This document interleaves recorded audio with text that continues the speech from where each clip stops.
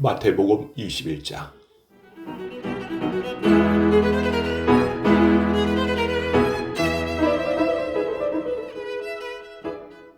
예수님과 제자들이 예루살렘에 가까이 오시다가 올리브산 기슭에 있는 벳바게라는 곳에 이르렀습니다. 예수님께서는 거기서 2명의 제자들을 마을로 보내셨습니다. 예수님께서 말씀하셨습니다.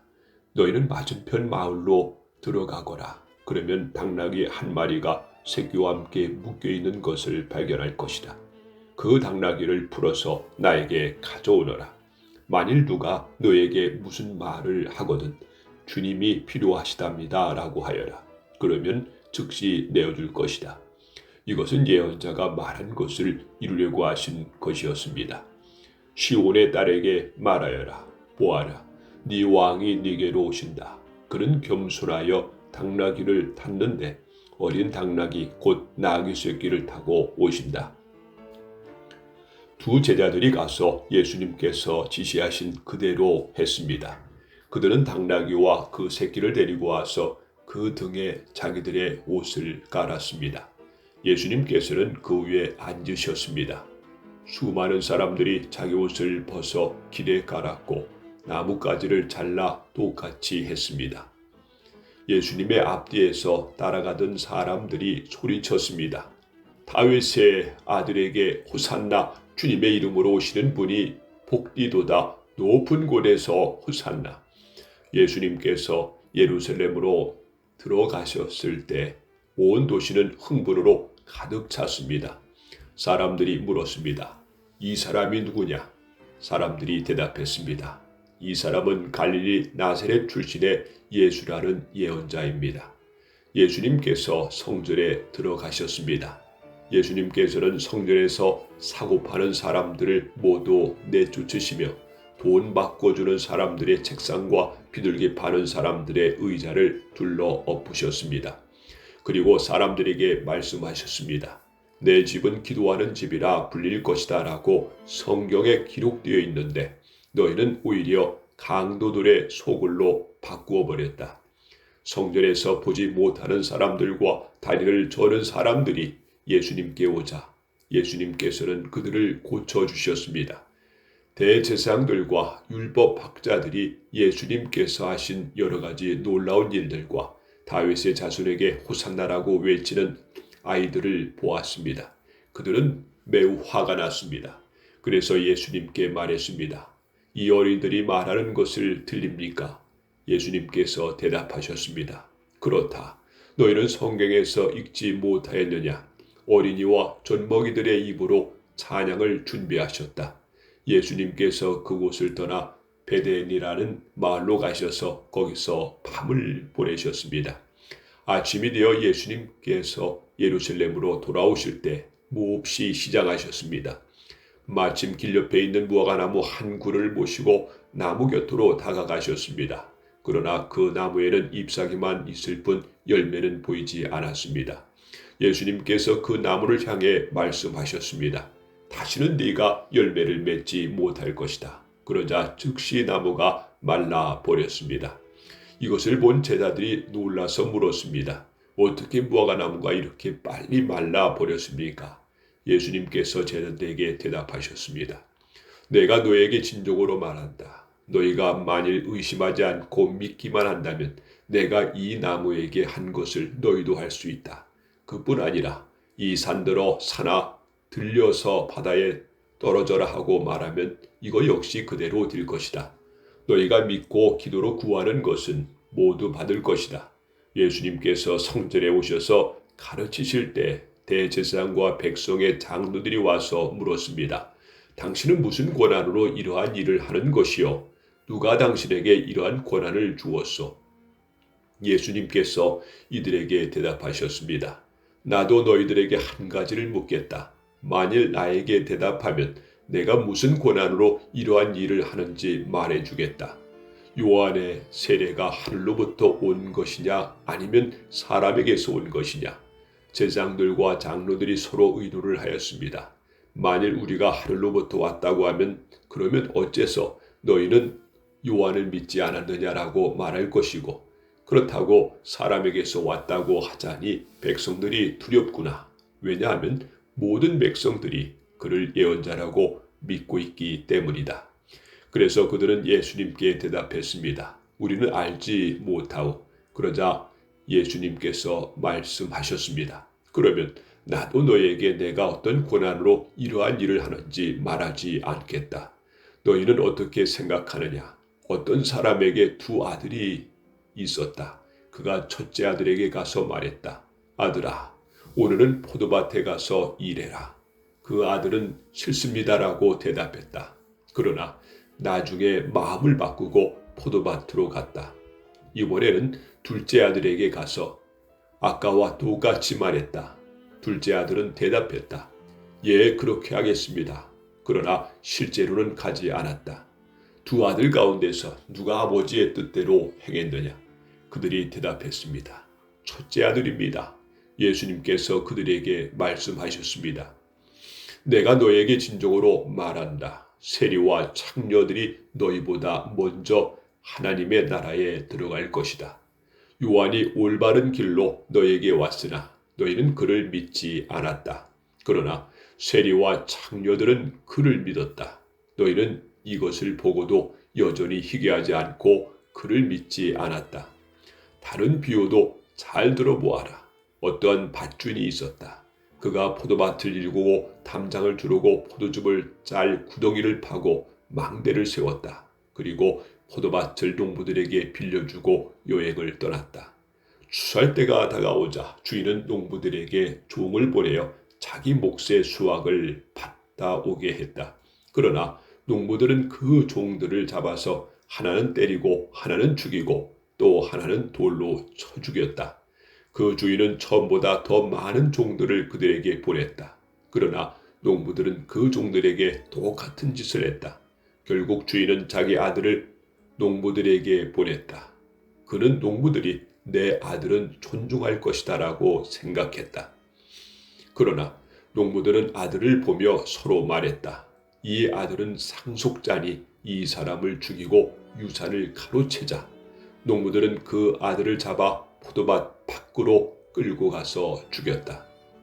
그렇다면 포도밭 주인이 왔을 때 이 농부들을 어떻게 하겠느냐?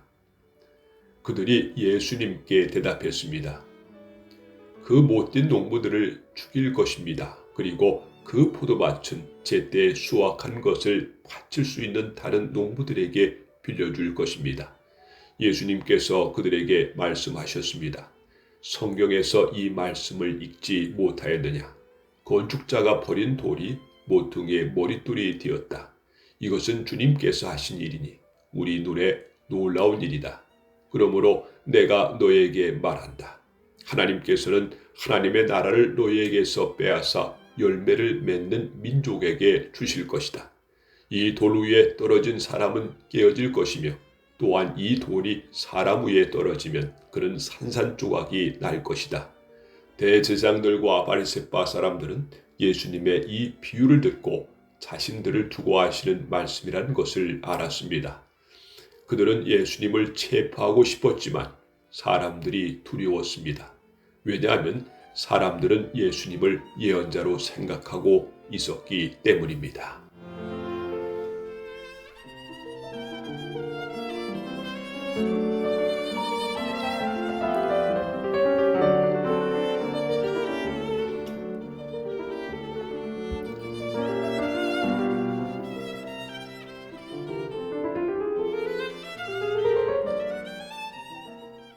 마태복음 22장.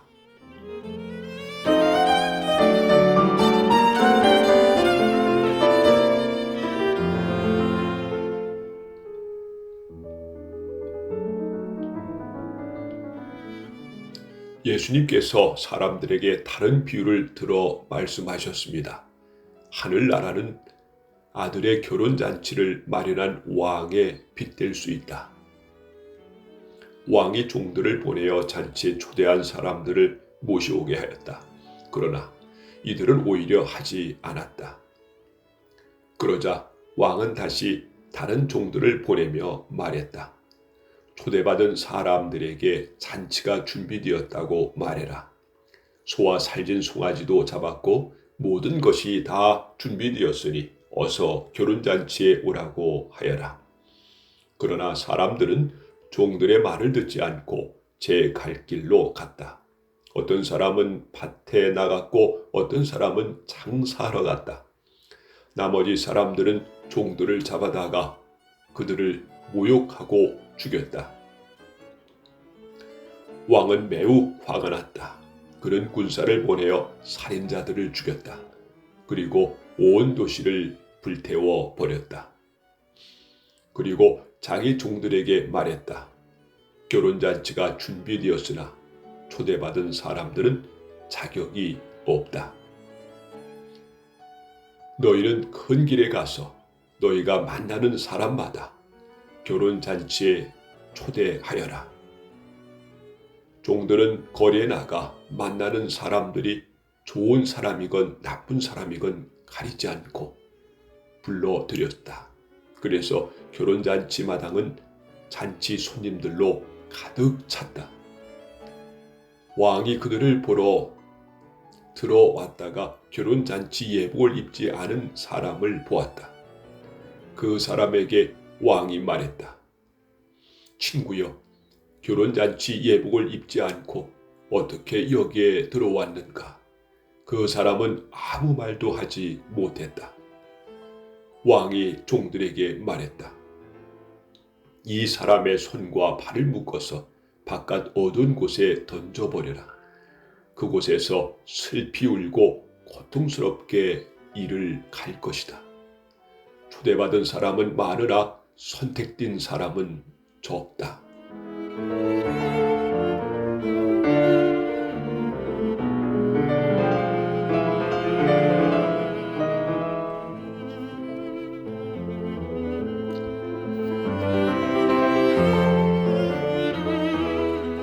그때 바리새파 사람들이 가서 예수님의 말씀을 트집잡아 예수님을 함정에 빠뜨리려고 공모했습니다. 그들은 자기들의 제자들을 헤롯 당원들과 함께 예수님께 보냈습니다. 이들이 말했습니다. 선생님, 우리는 선생님이 진실한 분이며 하나님의 길을 올바르게 가르치시며 사람의 얼굴을 보지 않으심으로 아무에게도 치우치지 않으신다고 생각합니다. 선생님이 생각하는 것을 우리에게 말씀해 주십시오. 가이사에게 세금을 바치는 것이 옳습니까? 옳지 않습니까? 예수님께서는 이 사람들의 악한 생각을 아셨습니다. 그래서 말씀하셨습니다. 너희 위선자들아, 왜 나를 시험하느냐? 세금으로 내는 돈을 내게 보여라. 사람들이 은돈 한 데나리온을 예수님께 보여드렸습니다. 예수님께서 물으셨습니다. 이것은 누구의 얼굴이고 누구라고 쓰여 있느냐? 사람들이 대답했습니다. 가이사의 것입니다.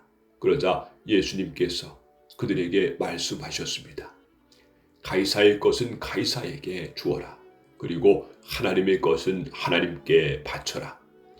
사람들이 예수님의 말씀을 듣고 놀랐습니다. 그리고 예수님께로부터 떠나갔습니다. 같은 날 부활이 없다고 말하는 사두개파 사람 몇 명이 예수님께 나와 질문했습니다. 선생님, 모세는 남자가 아들이 없이 죽으면 그 동생이 형수와 결혼해서 형을 대신하여 아들을 낳아 주어야 한다라고 했습니다. 우리 가운데 7 형제가 있었습니다. 첫째가 결혼했지만 아들을 낳지 못하고 죽어 아내를 자기 동생에게 남겨 놓았습니다. 그런데 둘째도 셋째도 그리고 7째까지 첫째와 똑같이 되었습니다. 결국엔 그 여자도 죽었습니다. 7 형제 모두가 이 여자를 아내로 맞아들였으니 부활할 때 이 여자는 이 7 형제 중에 누구의 아내가 되겠습니까? 예수님께서 이들에게 대답하셨습니다. 너희는 성경도 알지 못하고 하나님의 능력도 알지 못함으로 잘못 생각하고 있다. 부활할 때는 누구도 장가가거나 시집가지 않으며 오직 사람들이 하늘에 있는 천사처럼 될 것이다. 죽은 자의 부활에 대해 말하자면 하나님께서 이렇게 말씀하신 것을 읽어보지 못했느냐?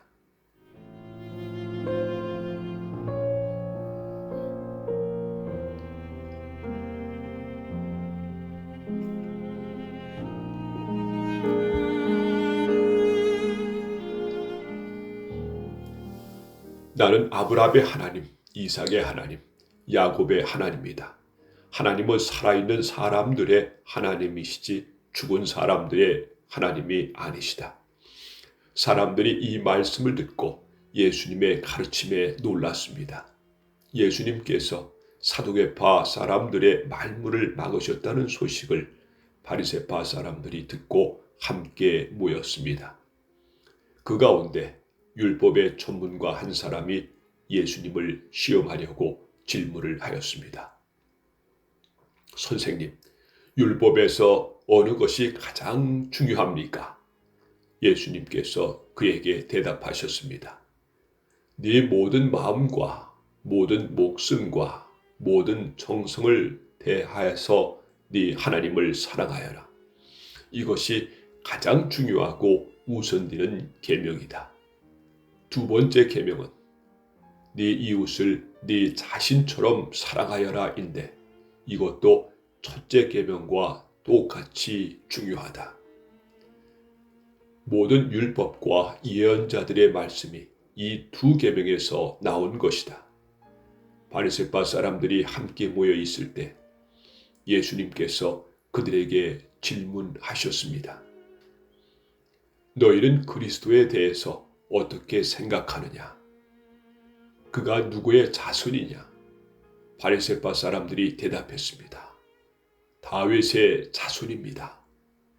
그러자 예수님께서 그들에게 말씀하셨습니다.